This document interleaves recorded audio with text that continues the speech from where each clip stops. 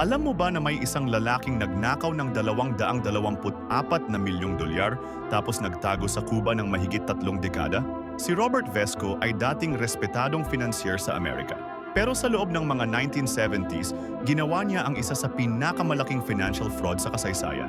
Ginamit niya ang pera ng mga investors para sa sariling luho, mga private jets, mansions, at mamahaling yacht. Pero nang nalaman ng FBI ang kanyang ginawa, agad siyang tumakas. Pumunta si Vesco sa Cuba kung saan siya naging protected ni Fidel Castro. Doon, hindi siya tumigil sa krimen. Allegedly, naging drug lord pa siya at nag-operate ng cocaine trafficking network sa buong Latin America. Ang dating white-collar criminal ay naging international criminal mastermind mula sa corporate offices hanggang sa underground drug operations. Namatay si Vesco sa Cuba noong 2009, hindi pa rin nahuhuli ng American authorities. Ang kanyang kwento ay nagpapakita kung paano ang isang financial criminal ay maaaring maging organized crime empire. Isang perfect escape na hindi na nahabol ng hustisya.